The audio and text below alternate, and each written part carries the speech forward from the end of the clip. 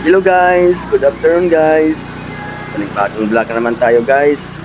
Sinsya na kayo, matagal tayo hindi nag-vlog kasi medyo na-busy tayo. Dito guys, may unit tayo ngayon, Kia Rio. Ito guys, overhaul to guys kasi naputulan ang may-ari ng belt.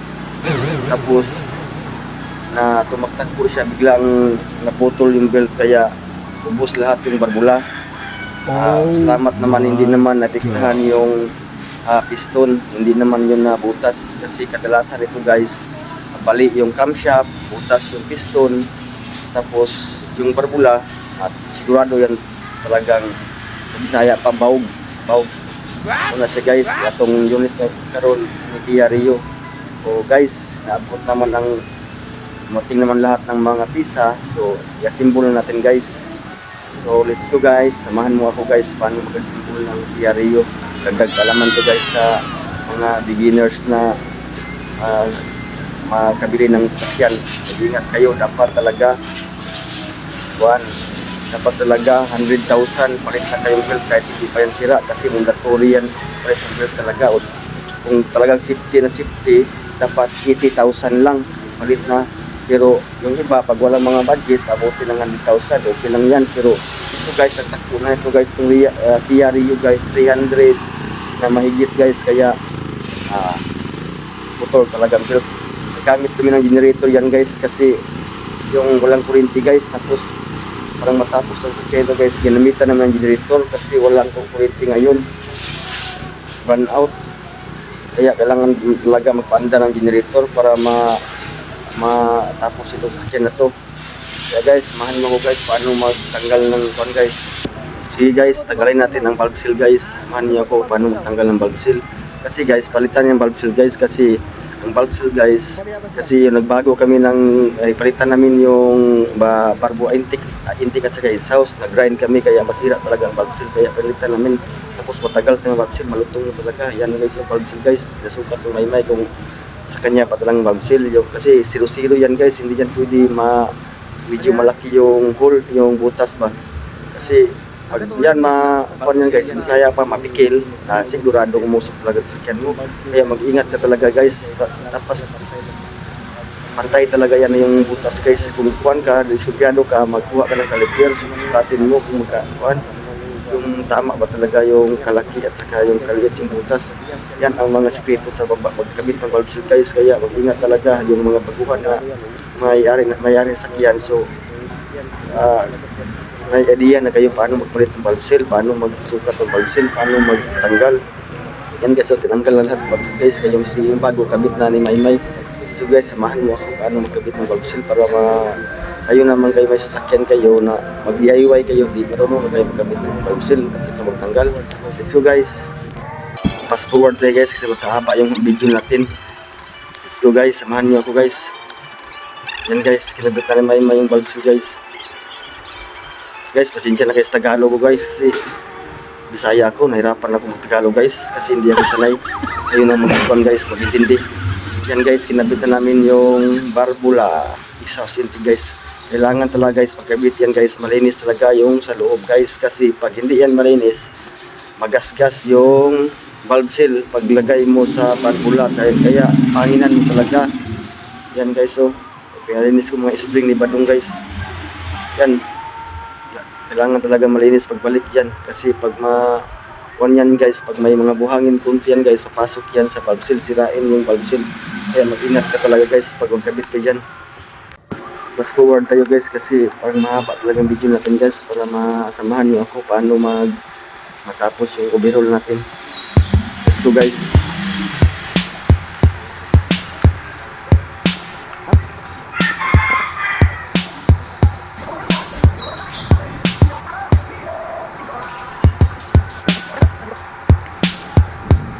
Yan guys, na kuha naman generator guys, nabusan ng crudo guys, kaya nagkuha naman pandar mo si Badong. Yan guys, pinalik ng mga spring line na guys. Yan guys, so yung tools namin guys, so DIY yan guys. Shout out talaga ni John Real sa Salvas guys, taga Cebu. Yan ang nagkuhan guys, DIY yan na kuha namin pagpiit ng valve lock. Yan guys, so sa kanya yan galing guys, siya ang may idea yan paano magawin. kasi may kuan ako doon, nabili ako doon sa Shopee, pero matagal talaga mag-assemble yun, kaya nag-DIY siya ng ganyan na talaga i-push mo lang tapos mag-lock siya. Yan guys, fast forward tayo guys kasi nagmadali tayo guys kasi parang 1:30 na guys, parang nagutom na kami dyan guys. Kaya guys, nagpaihaw ako ng kuan guys, spring guys, yung isda guys. So ang labas-labas, presko talaga yung isda yan guys. Galing yan sa bahay namin guys, galing Bayangan guys. So yan guys, sa Badong guys, so parang mahina na magtrabaho sa Badong guys kasi nagutom na siya daw, 1:30 na yata guys eh. Yan guys, so tapos may guys, si Efren guys, so patingin-tingin na si Efren guys, friend. Yung kuan mo to friend, sino ba? Ati man na. Yung ihaw natin, baka mapagod yan. Bisaya papagod ba sa Tagalog yung pagod na kapoy na guys, ng pagod guys kasi na kapoy na stress ba yan guys. So Badong guys, so kailan na kasi guys kasi ay guys kaya na kasi hindi pa guys hindi na guys, gutom na tayo, 1:30 na ko ng sa hapon ng kukurasa na. So guys, so simbol ko guys kasi palapit na ang maluto yung ihaw na ipin guys sa kuan pa Tagalog pa sa Bisaya, Sinugba. Basta ang DIY mo guys, wala yung palpa guys eh. Shout out ni John Real sa senior guys, siya ang nagpan yan guys, nag-idea yung pangpan namin sa bulb pabla. Fast forward naman tayo guys kasi parang mahaba ang video natin. And guys, binalik na ni Mayma yung one guys, yung lifter guys, pero nagka-problema talaga yan guys kasi yung lifter guys hindi yun mas Bisaya pa, hindi mag inat-inat hindi mag-pan guys, hindi mag inat-inat siya at parang sira talaga yung lifter nito. Kaya guys, gawan natin na ng paraan guys kasi yung wala namang pisa dito sa atin, so gawaan na natin ng paraan kung paano gawin yung lifter na magbalik sa original kasi hindi wala siyang clearance, muungot siya.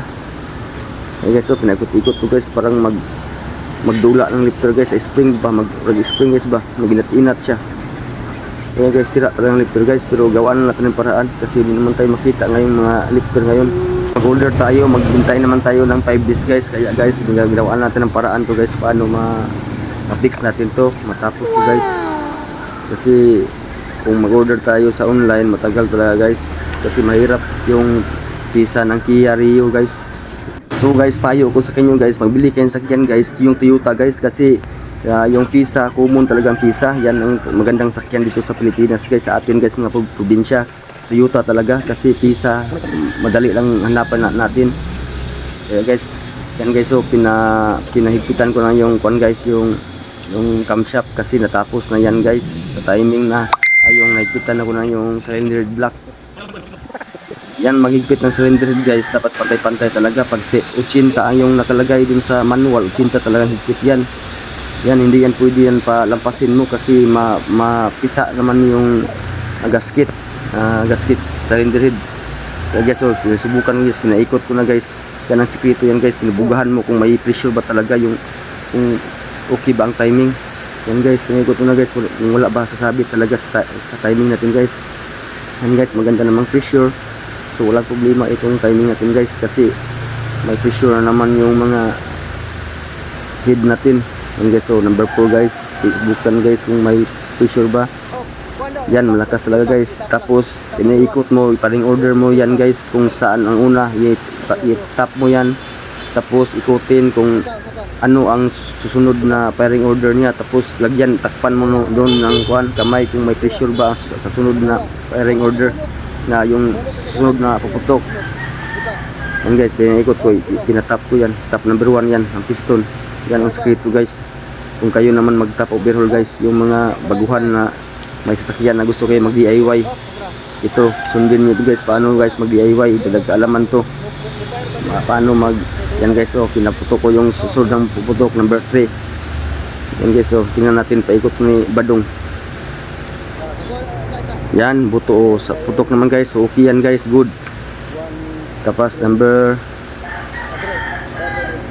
4 guys, yan guys, kung good ba talaga guys. Yan, good pa rin guys. Number 2. So okay guys, good tanan guys. Top number 1. Balik sa number piston guys. So good guys. So okay natin ang ubukan natin guys yung pag-timing guys. Yan ang sekreto guys. Ikutin talaga para pag may sumasabit, tawag mo nang ipatuloy. Timing na ulit yan. Yan guys, sekreto yan. Diyan si Badong guys. So pinuhit yung ilok ni Ipin guys. Kasi Ipin guys na natulog doon sa makina guys. Yan ang Ipin guys. Guys, katawa-tawa Ipin. Paglihok-lihok na Ipin. Ay katulog Ipin. Matulog po si Ipin po dayan ay. Paitan eh. Kami busy na kami din Ipin. Ikaw tulog-tulog na kada sa ibaw sa makina Ipin. Fast forward ta guys. Alam mo man itong video. Pero taas naman kayo ni. Nah guys, ditaod na tanan guys mga injector. Pailan na guys ang mga injector guys. Butangan nagkulat na Ipin guys. Kay ready to under na guys mga oil guys. Gamit lang sa antikitik na oil guys.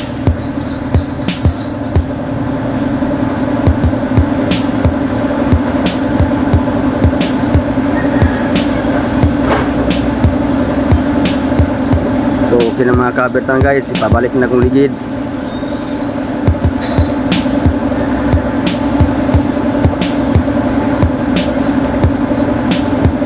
So forma na itong sakyanan guys, kumpleto ng battery guys.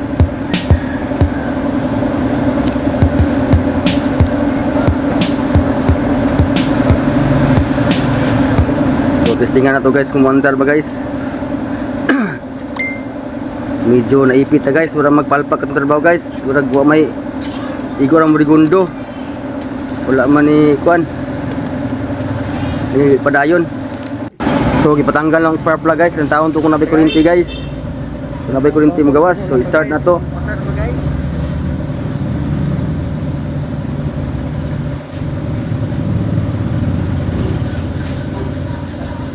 So wala jud guys, di start guys. Ipit yung trabaho nito guys, surag palpak. Palpakin sa ni guys, way kuryente magawas sa spark plug.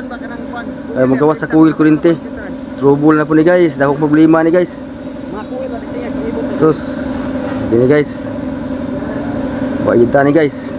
Palpakin sa trabaho, start ta otro be, kung start ba jud.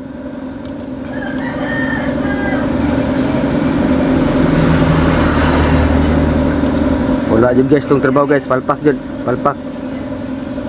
So guys, palimpiyuhan ako ang kuan guys, kining crankshaft sensor guys. So sumpay na guys, kana mo muhatag kuryente gikan sa coil to spark plug. Dayon injector, muhatag signal sa injector, paingon pud sa injector kuryente diya, sumpay. So kana may panglimpiyuhan nato tanan dayon. Basin kana na may wala nawala ang kuryente kay nag-lose contact siguro ang crankshaft sensor nato. Mo di siya kahatag og ignite diri sa coil. So limpiyuhan nato na ang mga naglimpyo, testingan nato og start kung start ba. Kung goods ba nang nag-goods atong second option. Start na to ni. So okay kay guys, start guys. So mission is complete guys, na human na tong trabaho guys. No, good job mga boys. Okay na tong trabaho, check engine wala na. So ang RPM 2,000 1,000 dayon ang good job guys. So sa ticket na ko na guys, kay okay na tong unit guys, 1,000 RPM guys. So good pwede na ni-release sa tagiya guys. Good job na guys, good job.